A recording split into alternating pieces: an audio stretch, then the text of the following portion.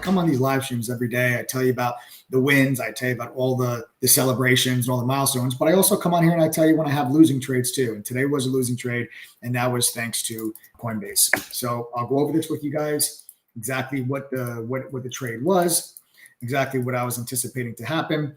And we had a gap up, and you have a support level here that was sitting right around 77. And I'll show you exactly where I get that level from. Let me just go through this. I'm just to show you guys exactly where I get this from.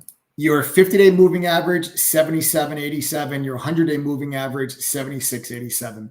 Essentially, what I was looking for was positive catalyst on a news announcement regarding Bitcoin, which ended up being fake. But at the time, I'm talking you through what the thought process was. That news catalyst, if it was true, would have been, very positive for crypto. That's why Bitcoin went all the way to 30,000 today. Once it found out that it was fake, Bitcoin then sold off, as did the other crypto companies. So I'm looking for Bitcoin and this, for Coinbase in this situation to hold 77 being the 100-day moving average, and then look for it to go up here and test 82.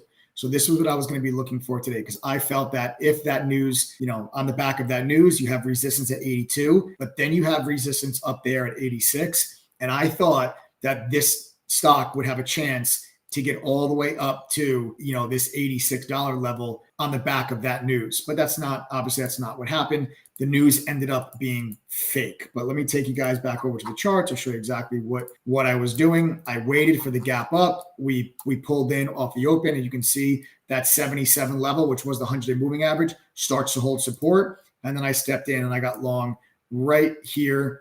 77.70s was where I took my position for the long. And then within about 1 or 2 minutes of me actually entering my position on the back of this news, then BlackRock comes out and says, actually, the news is fake. Actually, our application is still under review with the SEC. And then now all the reports start coming out that this is fake, it's fake, it's fake. And then Bitcoin just crashed.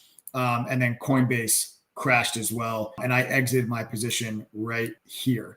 So I was in and out actually within minutes as these news releases were coming across. And I just said to myself, I was like, listen, I came on the mic and I said to members, I go, guys, there's a report. Now there's mixed reports. Some people are saying that this news is fake. Other news networks are still reporting it as true. I said, I'm not willing to stick around here and wait to find out what the situation is. I'm going to stick to my stop loss. I'm going to stick to my risk. I'm going to control my risk that I have on the position. My stop loss is reached. The news turns out that it's not true. So I now no longer have a reason to be in the trade. The whole reason I was getting into this was because I wanted 77 to hold on the back of this positive news catalyst. 77 did hold, but the news catalyst ended up being fake. That then broke 77. So now it's time for us to exit the position.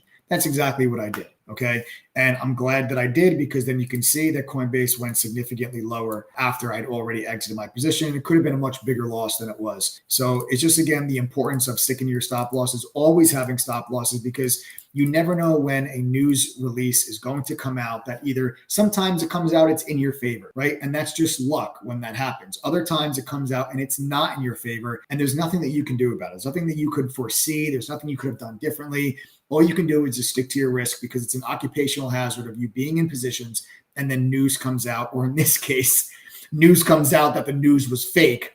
And then everything reverses its course. And I got caught in that. Just the lesson to take from that is just always make sure that you always have stop losses that are in place, especially for those of you that are busy working full-time jobs and you're not paying attention to your positions. You can't just enter a position and then just leave it and then just come back and check it hours later, because hours later could be a very big difference from where the stock was when you entered the position or where the option contract was when you entered the position. And that's how you guys end up getting stuck and getting caught in very big losing trades. And if you can just avoid very big losing trades, you'll automatically start to make more money.